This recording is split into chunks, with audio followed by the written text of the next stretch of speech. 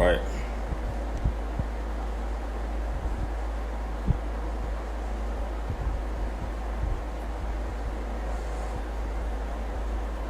All right. Welcome, welcome, welcome.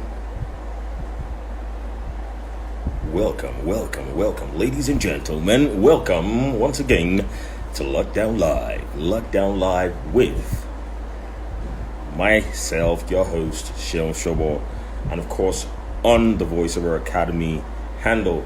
Welcome all. Welcome. Please feel free to post your questions. Post your questions.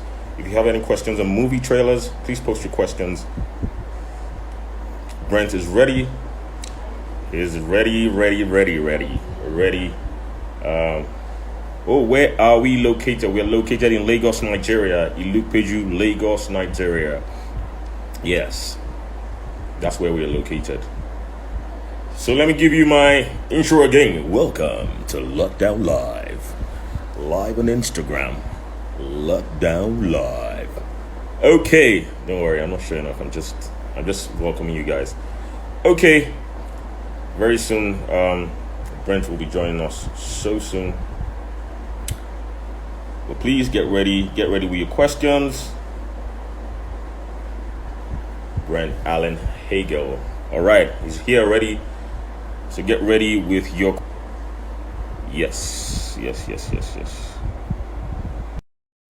All right, so I'm adding him anytime from now. So guys, get ready with your questions. We have questions here already, but get ready with your questions. All right, how you doing? Hey, good. Good morning. Well, good morning. Evening for you. Morning. Yeah, it's evening right here. Well, good morning to you. Thanks for having me. Yeah, we're glad to have you. It's been a long time coming because we have a lot of people that around here are your fans. You know, we have great fans right here. Oh, you guys. Thank you. All right. So how's it going there? How's it going over there? It's going great. It's a really pretty day here in Los Angeles. Right. We have a couple of projects in the works with Netflix, so I'm waiting to hear back from that this week, which is always exciting. And you know, in this business, you never know what'll come in every day, so I'm always just kind of on standby, and I look forward to reaching out to people and saying, hey, you landed this gig, or hey, can you please read this for me, because any day could be life-changing for an actor. Right now we're a little bit slow because of the COVID-19, so we don't really know what dates movies are going to come out, so they don't want to spend money on advertising. Right. But I did listen to the stuff you sent over. I thought it was really good. I think the family reads and the lighter stuff and the light drama and like the romance reads were good. I think kind of the more action and deeper reads maybe could work on and get a little bit more edge and a little bit more gritty with. Wow, great to have you though. Here in Nigeria, we're still the lockdown has been taken off for a bit. So it's like a partial lockdown right now. So what we're trying to do is everybody's trying to keep safe. But we hope that. But I'm still home. I have to stay safe, so I'm still home right here. We're hoping to flatten the curve so that we start going out, especially to the office, as soon as possible. Okay, right. So let me start with the questions we have here. So if we have any questions, if they have any questions they want to send, they can send it right here. And I have these that you sent me so far.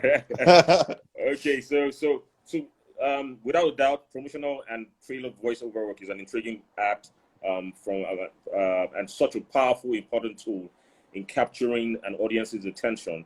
How did you get started, and how long have you been a trailer voice artist? That's the main of the question.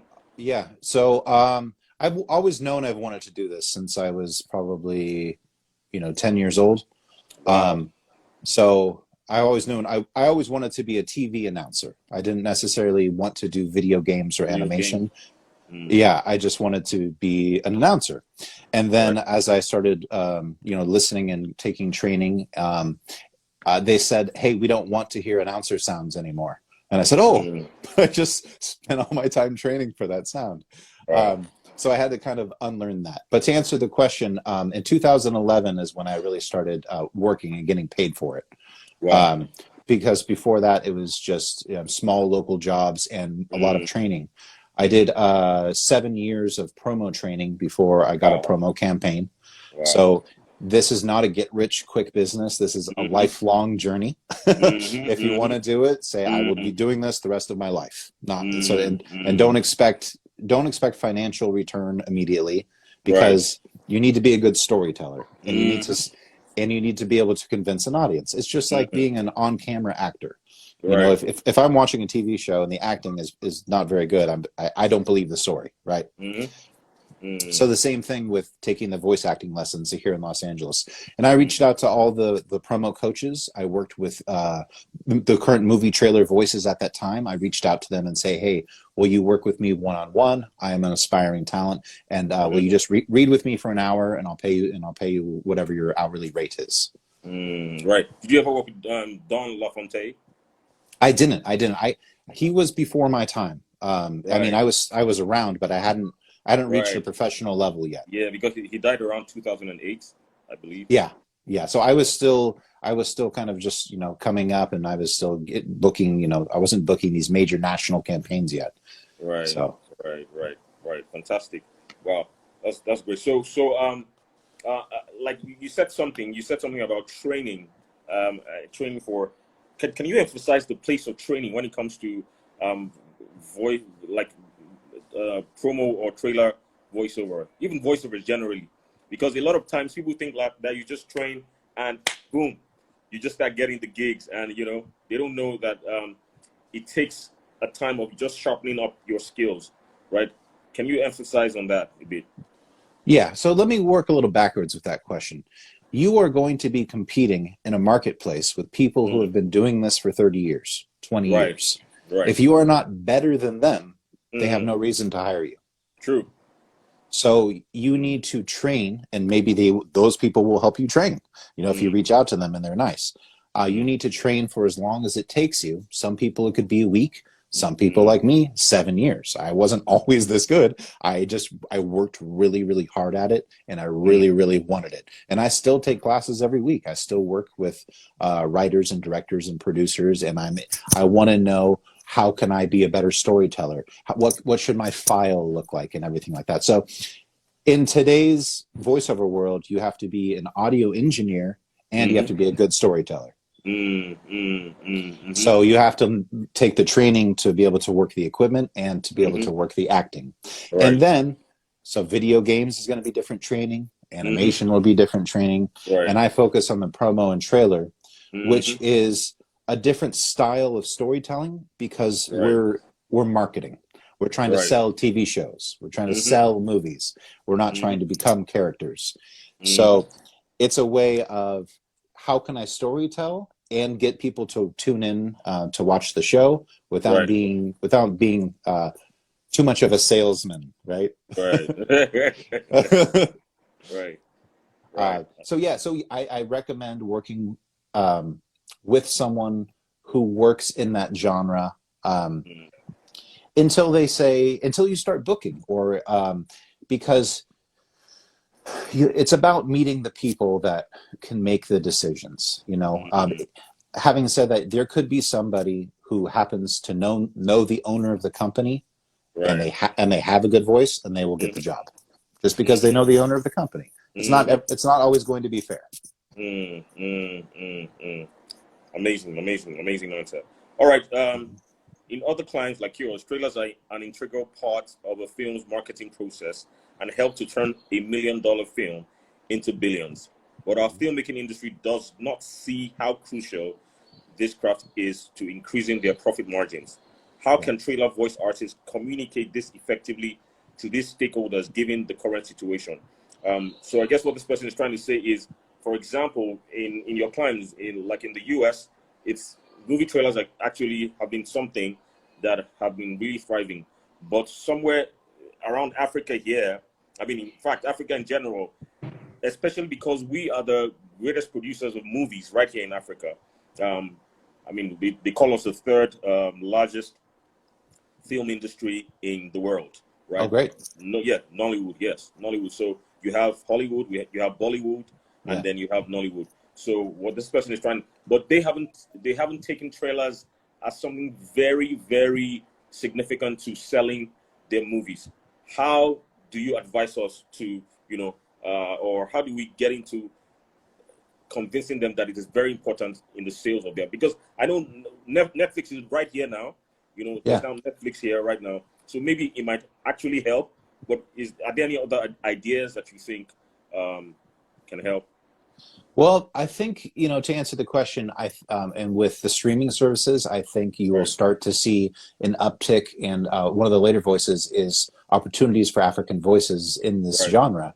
And I think the streaming services like Netflix and Hulu, I think they'll start using, I hope, and I'm trying to promote this with trailer voice artists, regional Right. voices for the marketplace. And I think Right. that will provide more jobs. But back to your trailer question, it's Mm. part of American culture to love trailers. We go to Mhm. the movies and sit Mhm. down and we Mhm. like to watch them because Mhm. trailers in the United States has become its own art form. Mhm. Mhm. We like them as much as we like the actual movies, just Mhm. because we like to be excited about what's coming in the future.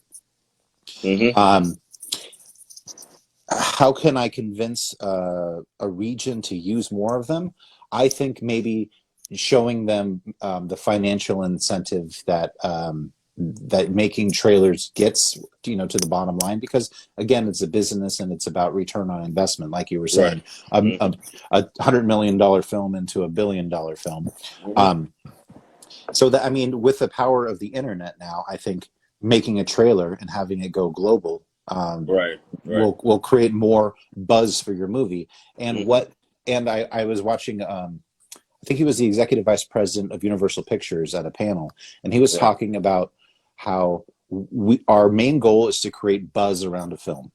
And Right. we do that by making movie trailers. We Mhm. want people talking about our movie on social media. We want Mhm. everyone, because they're trying to get the buzz going, because then it's the Mhm. word of mouth philosophy. If I tell Mhm. you that the movie is great, you're probably going to go see it, as opposed to if you Mhm. just see an ad, right? Mhm. Mhm. Mhm. Um, I think it'll happen with the more, as the internet gets wider and Right. streaming services become more of the dominant player.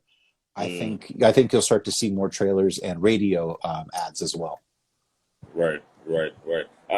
Apparently, I mean, in maybe about 25 years ago or 30 years ago, trailers were a big thing, but we didn't know it as trailers then. I mean, they were trailers then, were very dramatic, especially in native languages. So you had things like Domitila. There's a movie called Domitila. Then it was very popular. Domitila, Domitila, they were very dramatic, because that's sometimes our culture can be so dramatic like that. Yeah. But I don't know where it just slipped off. We just stopped we just stopped doing that. But like you said, with the advent of the internet, I'm sure it will grow from there. Okay, so as the one of the authorities when it comes to trailer voices, what will you see? What will you say are the five things that are like a criteria for picking somebody as a trailer voice artist? Well, that's a great question. Um, it comes down to me for marketing and sales.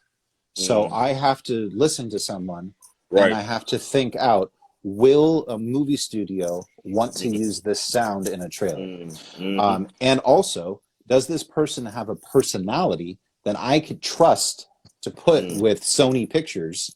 mm, And mm. they're not going to say something weird and turn them off. You know what I mean? Right. They Right. they have to be. I'm actually getting texted from Trailer House right now. Oh, right. So I'll get back to that in a minute. But yeah, it comes down to your personality, Mm-hmm. and is this something that you've dedicated your life to, or is this something that you're thinking about getting into, right? Because I want people who are extremely serious. Usually, the average age has been at least 10 years of Right. professional voice acting, like at Mm, a national level. because that means you have a home studio, you have source connector, ISDN, you have the great equipment, and you've taken at least 10 years of training in classes. And even if you're working, you're taking direction, right? Can you take direction? If a producer says, hey, read it half of a second faster, I need you to read it a quarter of a second slower. Like these very small adjustments. Can that actor do that? Yes, having a great voice is important, but what can you do with it? Do you know how to? If I say, you know what, it's a comedy, but there's also that has these sad moments in it too. So in your read, can you start with a comedy read, and then I want you to give me a drama read, and then I want you to come back up at the end and sell it as a comedy. So you'll have to be able to be a good actor and know how to do all these little emotions and turns within the read. So basically, I've trained my ear after listening to what I know the studios buy, and I just think realistically, is this person competitive? Right. Because I have to. Again, I'm a businessman, and I have to be able to sell voices. I feel you, bro. I feel you. I feel you. I mean, this is all business. At the end of the day, the consumer has to be happy, right? Yeah. I mean, that's what I always tell people here. When you're doing work, I'm not.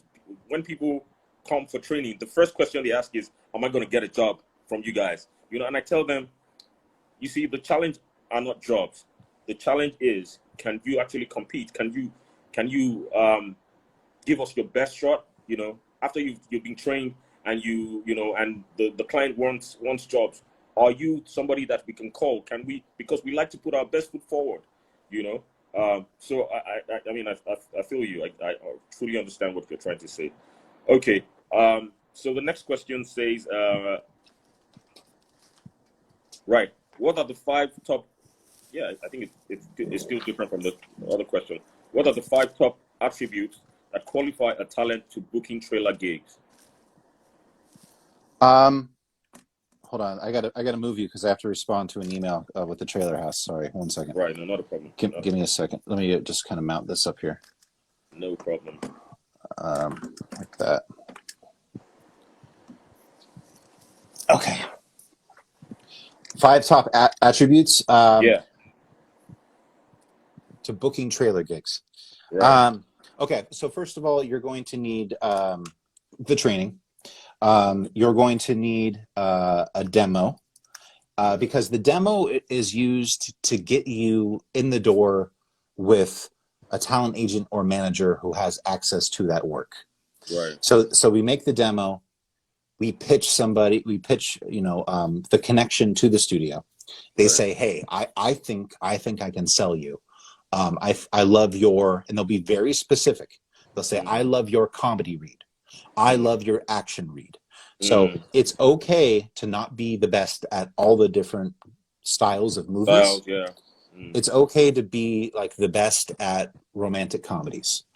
So okay, I like him. I like his action read and I like his horror read. I'm gonna stick him there, and I think he can compete in the market there. Maybe I will have him read on comedy just to give it maybe a different sound. But I really think that one of the attributes should be knowing what kind of movies you want to work on, right? And being realistic. Like if you don't have a super deep voice, you're probably not going to book as many action trailers, right? But they still make a ton of Disney movies and animated movies and kids movies. So there's a lot of opportunity for all the different styles of voices, and being available. Yeah, being available, right? I mean, so when you're called upon, you're able to respond. Yes, and can you get this file back to me? The trailer moves fast. I need it back in an hour to an hour, 30 minutes to an hour. And they'll probably go 3 hours out. But the first voice that fits what they're looking for is what they're going to grab. They don't have time to, because it's due now. Everything is due now. It's not like commercial work or animation work where you have a few days to kind of think it over and create the voice. It's you should already be trained and know what to do and just give it to me now, sort of thing. Great, Yeah. great. Okay, all right. The next question here says, will you be looking to recruit voice talents with an African accent or neutral accent for your team with time as time goes on? I think so, yeah. And I'm excited that you sent me some stuff because my goal is to get two to three men, 2 to 3 women from each region of the world. Yeah. So Chinese voices, Japanese voices, and everything, because I want trailer voice artists, and because to be a global brand. And Right. I don't want to have 100 voices from each region. I just need the best people from those regions, Right. because the internet is exploding, right? And streaming services are the future. Hulu, Amazon Prime, Right. Disney Plus, Netflix, especially Netflix, which is my best client. So thank you, Netflix. But I spoke with them. I went to Netflix and I had a meeting, and I said, "Hey guys, what's going on with your expansion?" They said, "We're expanding like crazy." So I was speaking with the Amsterdam office, and so my goal is to kind of be the go-to for each of the Netflix locations, and to be able to have regional voices for those locations, because we're trying to communicate with the consumer in a relatable voice tone, right? Right. I don't know if some white guy from LA is going to be the best person to communicate, with the African community. Right. So I would say most likely not. So I'm trying to be kind of the liaison and kind of get my foot in the door here in Los Angeles and LA with the company, and then expand the opportunities, because my whole role is I'm a voice actor myself. My whole role is to try to get more work for us voice actors. Exactly. Keep it going. Yeah. You know what it's like. Yeah. Yeah, I know.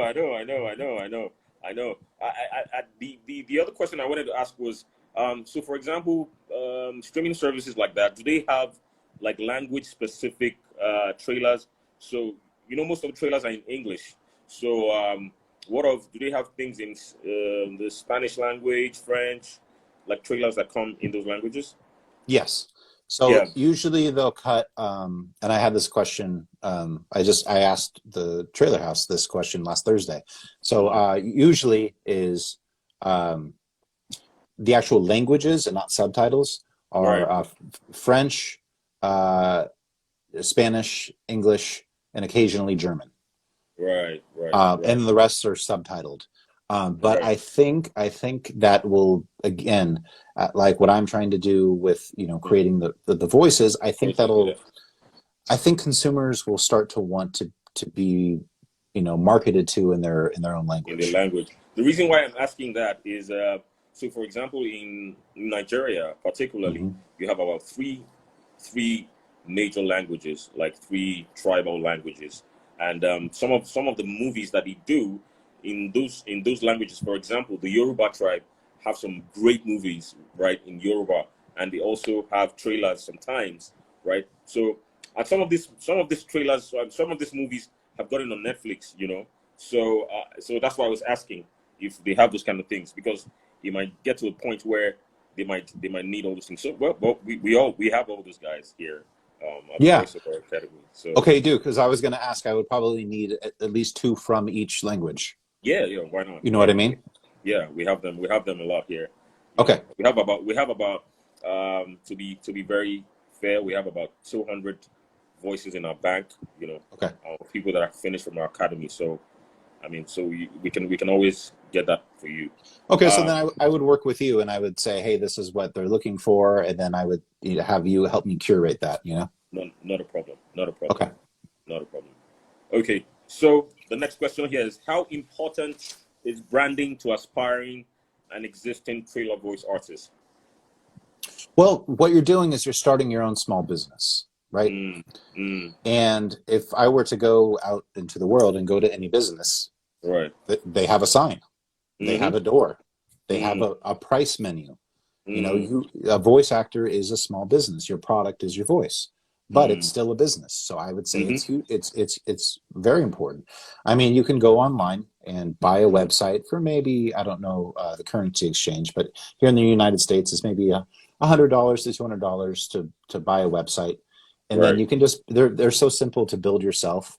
Just take some nice photos of you with a microphone, and then have your demos on there. And it should only needs to be one page, just one page with your a graphic. You can go on Fiverr and make a graphic, or you can just use your photo of what you look like, and your demos right there. And how do I get a hold of you? Just super simple, because a producer doesn't want to read your bio. They don't care about your life story. What do you sound like? What do you sound like? Yes. Can I use you on my project? I'm not trying to be rude. I'm trying to be realistic. Yeah. I feel you. For their time, because they're shopping for a lot of voices. Right. So the quicker and more business-like to the point you can be, the better. And that's what I come back to, knowing what you're good at, and that you could use that in your branding. Like if you have the best action voice, you can say, hey, the action voice of Africa, or whatever you want to come up with. But of course, I suggest having a commercial demo, a narration demo, and then a promo demo, and then a trailer demo, because commercial and narration is going to be the bread and butter for your business. This is kind of the extra thing. Like I really love cinematic storytelling. But the opportunities will be less for promo and trailer, just because they make a lot more commercials than they do movies. Exactly. Right. So yes, do branding. Speak with it. And here in the United States, they have maybe 5 or 6 different people who specialize in voiceover branding, and you kind of go to them, and they'll listen to your voice, and they'll say, do you have any hobbies? What do you like to do? Do you like to go fishing? Do you like motorcycles? Let's use that in your branding. Because it needs to be personal. Right. True. Okay. Right. Let me go to the next. Please, if you have any questions, feel free to paste your questions over here on the comment section. Please feel free to put your questions here. We still have the questions that we're asking here. Okay. Another one says, I have observed brands hire more male voices for trailers than female voices. First of all, is that true? And then, if it is true, are there reasons for this? Yes, there are reasons for it. And yes, they do use more men. Right. So how it works is, when they make a movie trailer, I'll explain kind of how it works so you understand. So Warner Brothers Pictures or Universal Pictures has a movie, right? And they say, hey, we need to sell this movie. So they contact some media companies, which are called trailer houses, and they get maybe 3 of them. And they say, hey, you 3 media companies, I need you all to make me a movie trailer to sell this action film. We're selling it as a kind of an action film for the whole family. They'll kind of tell them what they want. And then so all 3 of those companies will make trailers and then try to sell them back to the movie studio. So it's all pitching. It's all a pitch. Exactly. And they don't get paid unless they buy their movie trailer. Once they make that movie trailer, I'm getting to a point here. Hold on. Right. Once they make that movie trailer, it goes to a focus group. So there's a company, and all they do is collect people from the population to come watch movie trailers and fill out surveys of what they thought about the movie trailer. Did you like it? Would you be willing to go see this movie? And one of those questions is, did you like the voiceover in the movie trailer? Right. And from what they've seen from the studies is that when they use men, the trailers get purchased more. Right. So there's a business incentive for them. Consumer psychology. Exactly. But having said that, things are changing, and it depends on the type of movie. So for a horror movie or an action movie or something like that, yes, maybe a male voice is more dominant and bold and authoritative, so it helps drive the story. If it's a romantic comedy or some other type of movie that a female voice could work, I'm sure they do put it in and submit it and just to see, hey, maybe it will work. They don't have they don't have a personal preference of men or women. It's just we're trying to get people to go. We need our money back from making this movie. So they're just trying to they're trying everything. They're creative people. They want to try something new all the time. I'm talking about the editors and the producers who are making the trailers. Right. they want to try new editing techniques. They want to try new music. They want to try new voices. But it comes down to the ultimate buyer, which is the movie studio, because they're the person paying the bills. So they have to make them happy. But having said that, we just worked with a horror producer on Saturday, and she said that she does use women in her horror movie trailers, believe it or not. Right. So there, right. so there is. How that would go. Yeah, and it's more of like a very soft, like creepy whisper sort of voice instead of a full voice. It's kind of a scary, like what is that? So the opportunity is there, and right. Whenever they ask for casting, I'll always throw in a couple women because again, it's called creative marketing. The idea is to be as creative as possible. Okay, I hope that answered that. Well, yeah. That was very well answered. Somebody asked here, hello, I'm interested in voiceovers. So I read about it, and I've come across the particular caption so many times that says voice acting is acting. So would you say it's a requirement to take acting classes? Well, I'll let Brent answer that. But, there's something I've noticed, because a lot of times people believe that all actors, so people that act mainstream or on-screen actors, actually believe voice acting is just something very easy, that just anybody can do. Even though, yes, there's a part of it that's acting, but I feel like voice acting isn't actually exactly the same thing as acting. But let me hear you. Well, it's much easier to have an actor do voiceover than it is to have a radio broadcaster do voiceover. Right. Because they're used to being bigger than life. And actors are used to being subtle and communicating emotions. I would say yes. I think if you have access to acting, I think you should take it, just to understand how to communicate these emotions, right? Because with trailer, we're trying to sell certain feelings, right? Say if it's a love story, then I need to hear in your voice love. If it's an action film, I need to hear intensity in your voice, and that just comes from listening a lot and working with coaches and finding. And acting basically is self-exploration, right? You go into the answers are not out in the world. The answers are in you. But you're just you're hiring someone to help you find what's already inside yourself, right?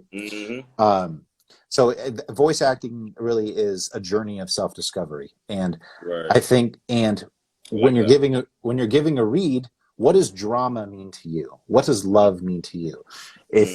And then they'll set you up. An acting coach will set you up with, okay, the voice I want to hear is you're at a bedside and your aunt is sick, and you're trying to give her hope. What would your voice sound like if you were talking to her? And of course, it's going to be a little softer. It's going to be a little more reassuring. Hey, we're going to get through this, right? And so that voice, that voice volume, that voice pressure, the care I heard in your voice. Now read my movie trailer script with that voice.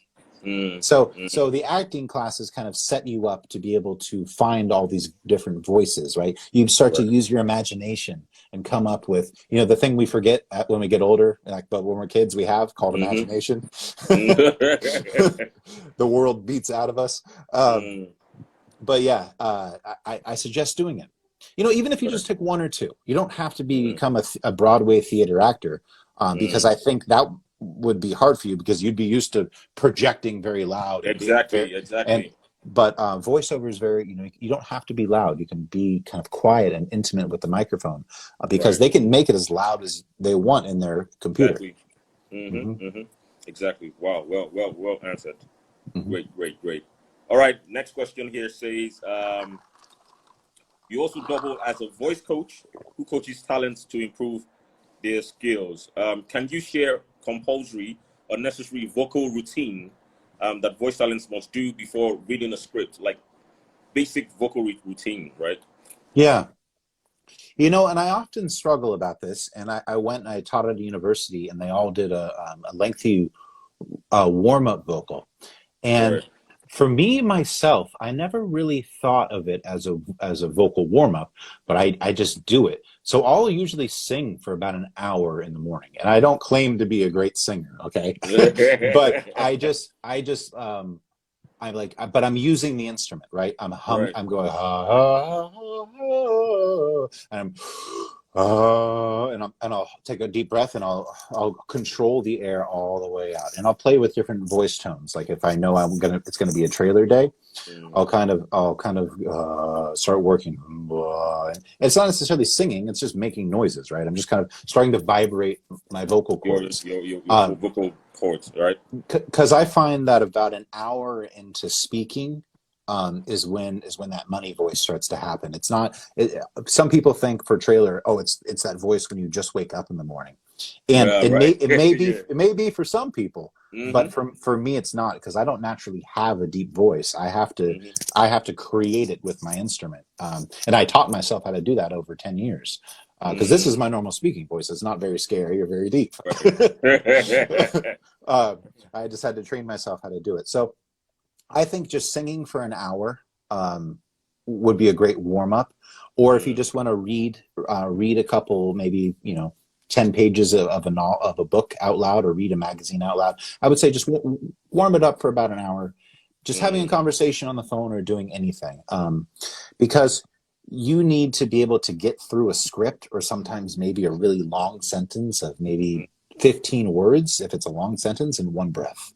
Right. Or if it's a horror or an action trailer, sometimes a couple words could use a full breath, because we're trailing out the words, right? So we're pushing a lot of air. Right. So it takes a lot of practice. And I was in a training session on Sunday, and one of my students said, "Is it normal for my voice to kind of hurt after doing this?"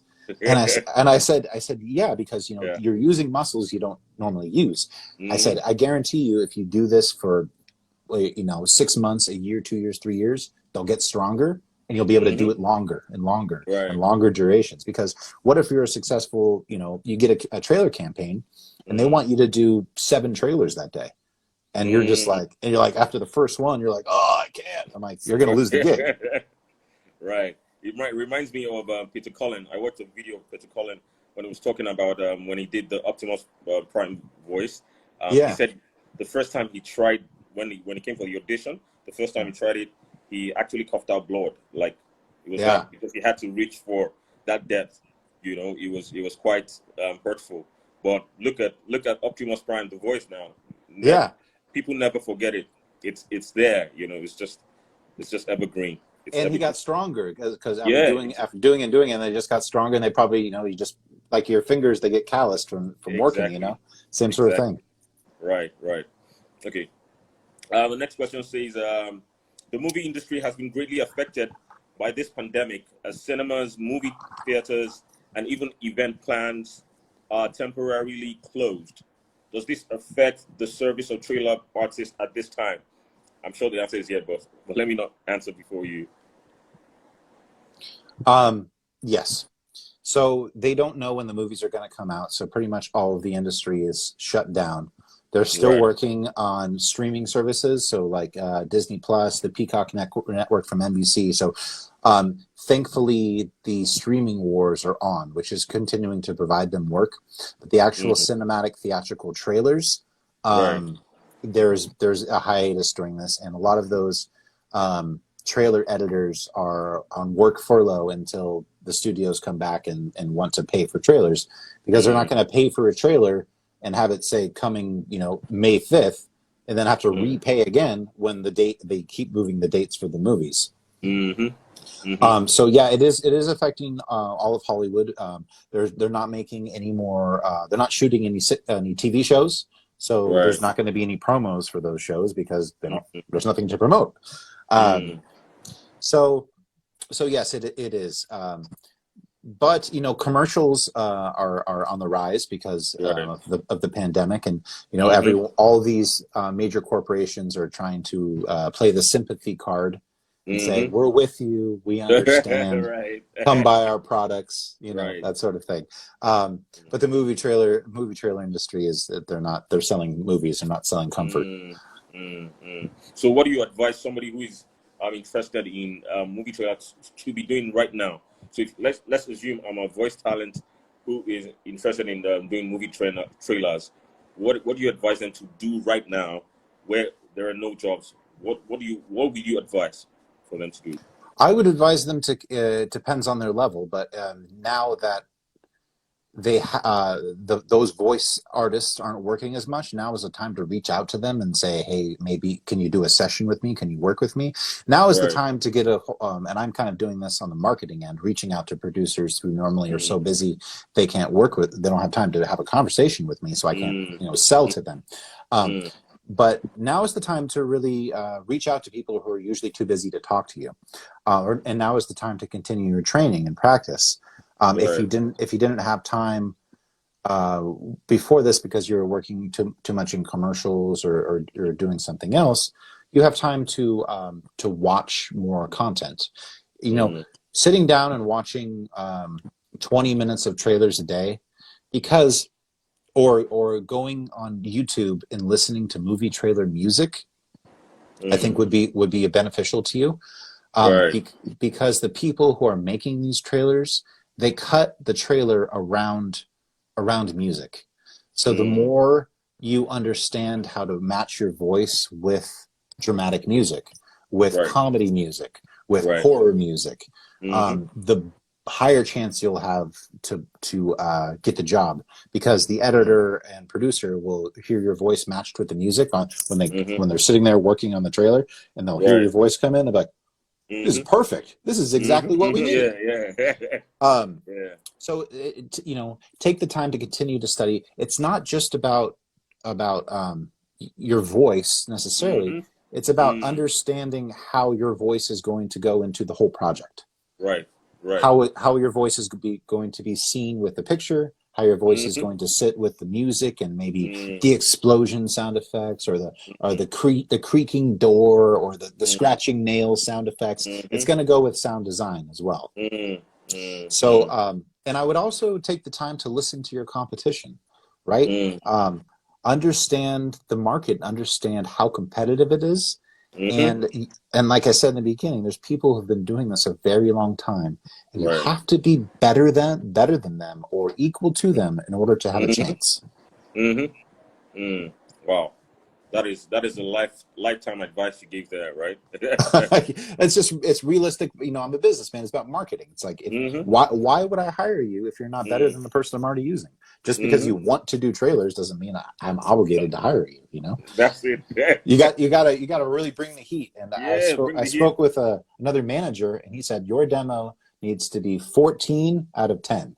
Not a 10, not a 10 of 10. It needs to be 14 of 10. It needs to just be like, this is crazy. This is so good.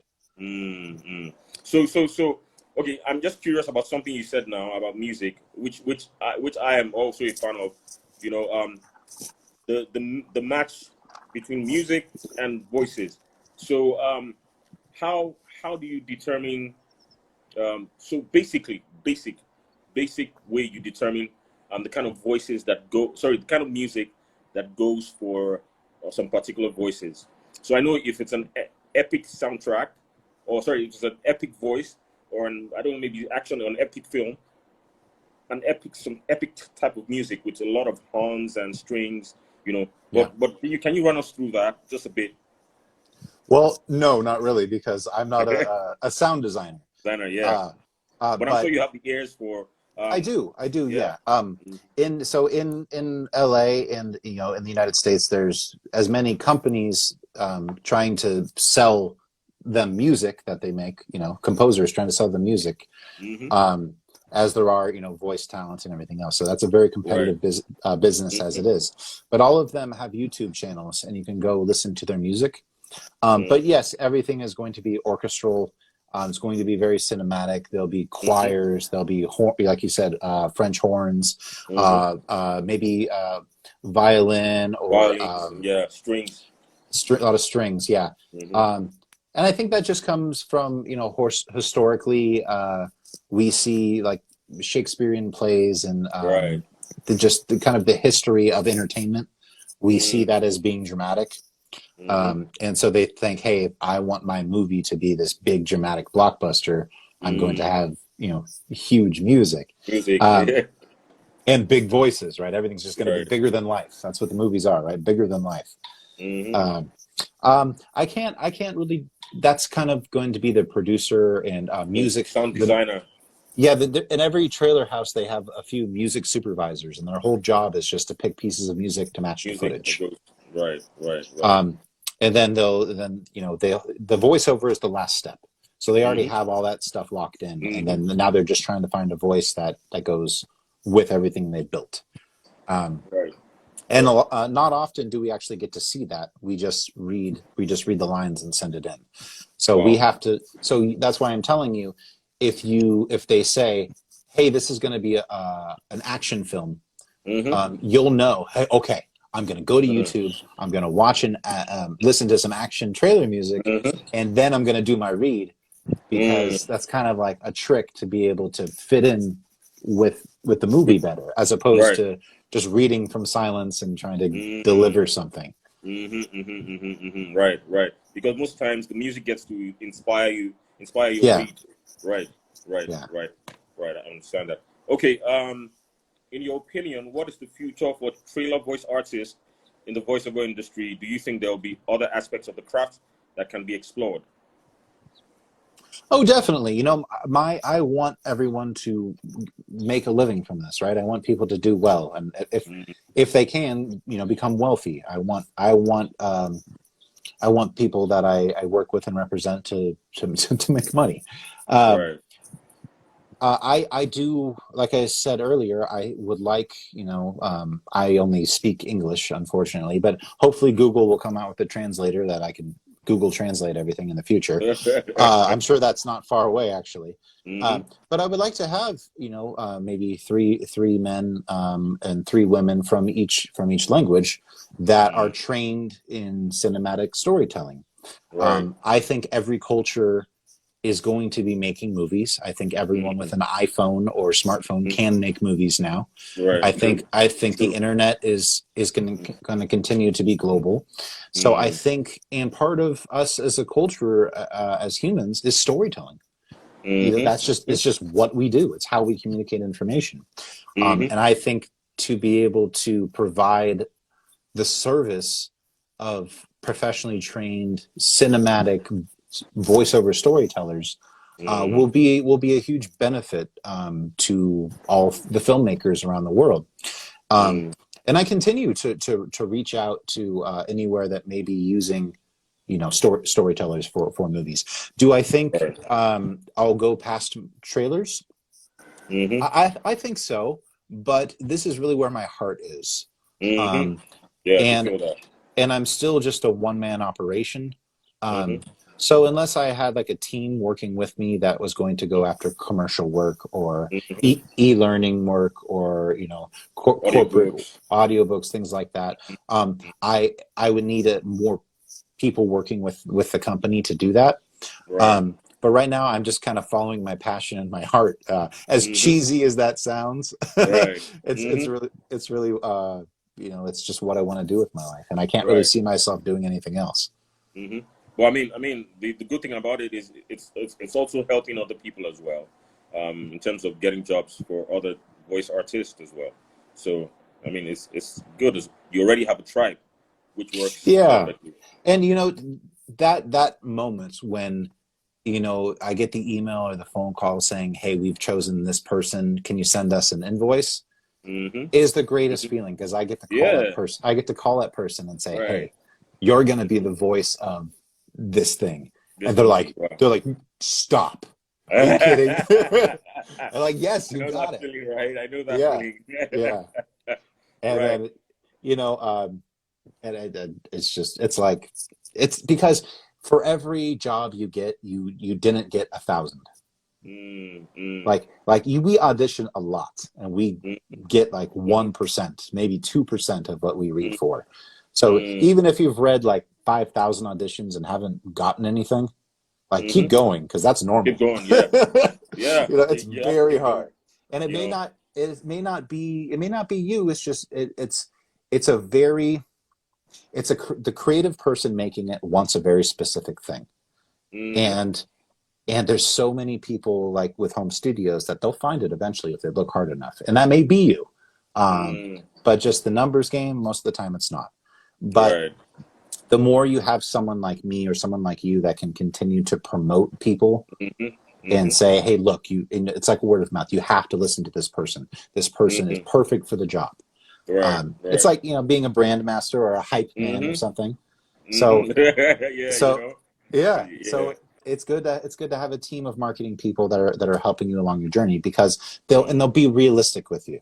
Like, look, like your read wasn't right. It needed to be faster. It needed to be slower. Right. At least you're getting some feedback, because the client back, they have no reason to.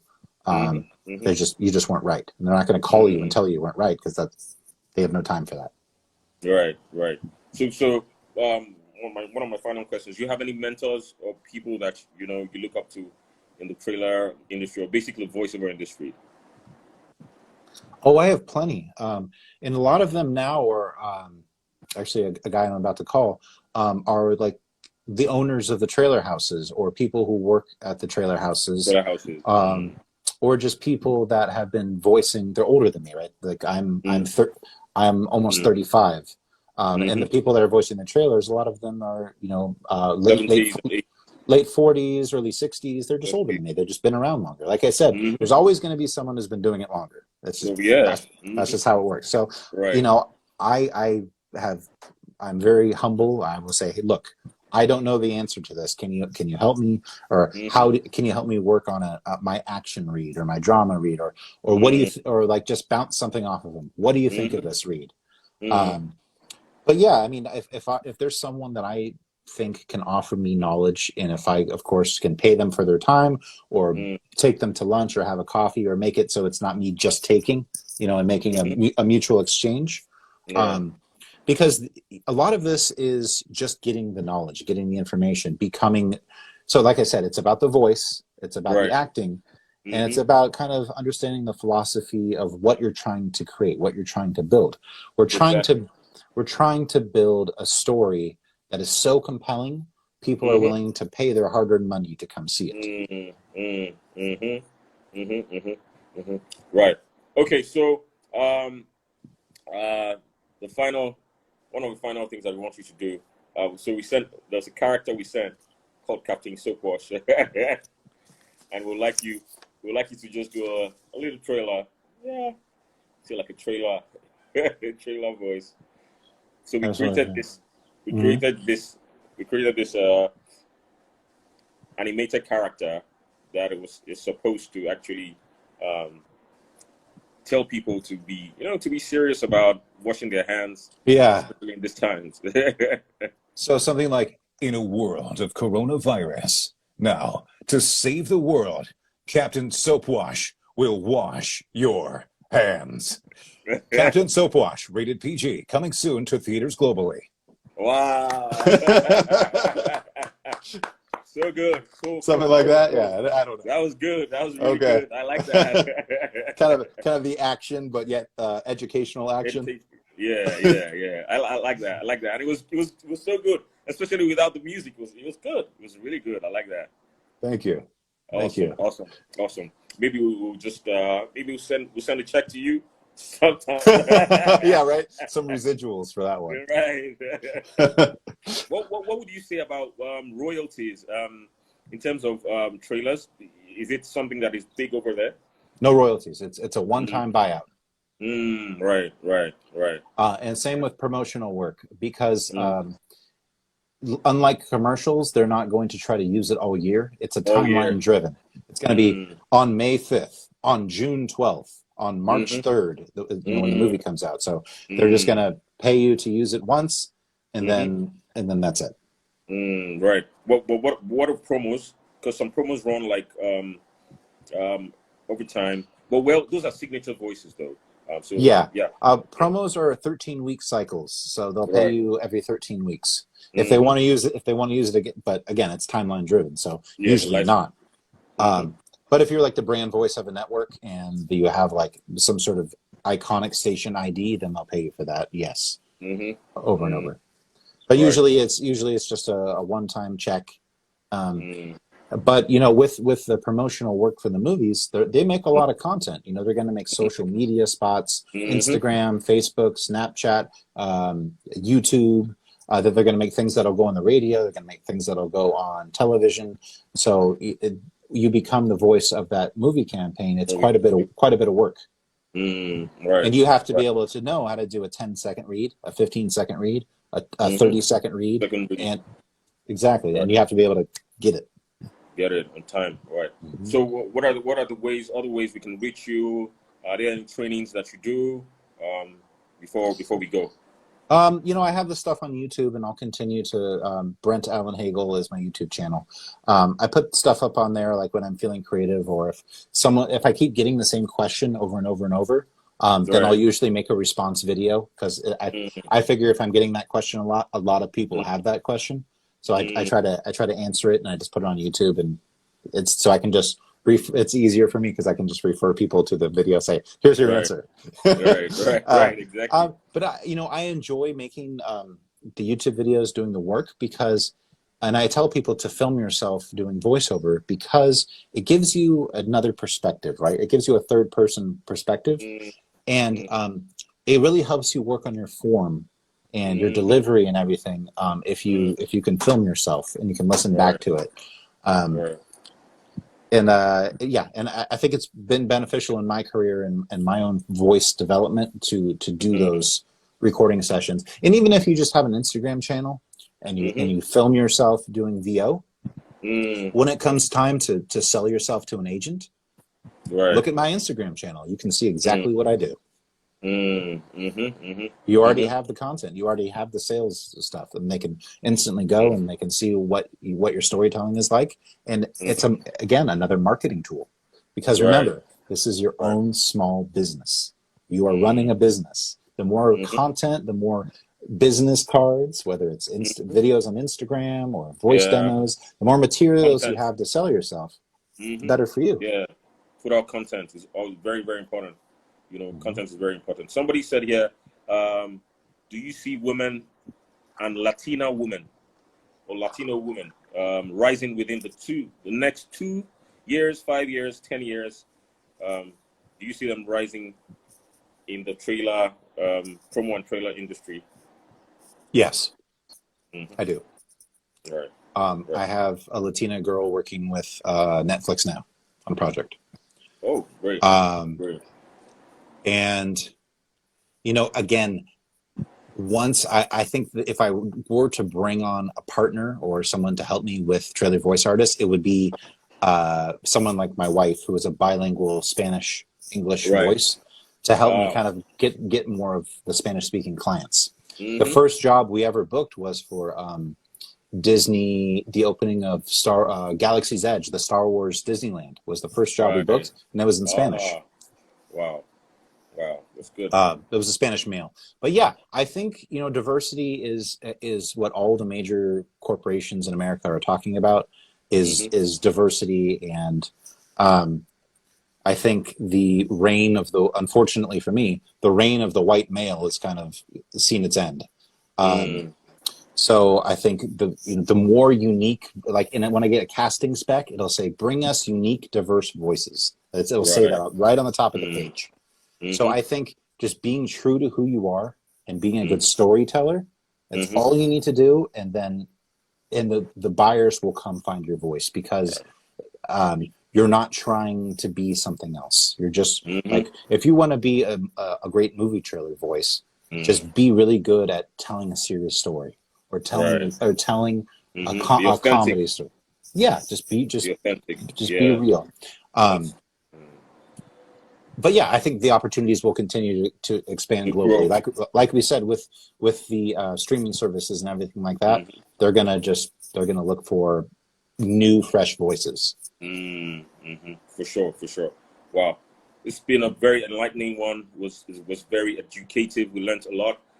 So before Instagram shuts us out, thank you so much, Brent. It was so nice. I love this stuff. Thank you for having me. Yeah, we'll definitely call upon you again, and probably one day bring you to Nigeria to come see how it goes here. Let's do it. Yeah. All right. Thank you so much for your time. We appreciate it. And of course, I'll definitely keep tabs on you. Email. Let's email, and let's try to find some voices, and then I can we'll put something together, maybe a pitch package, and we'll kind of try to get that over to Netflix.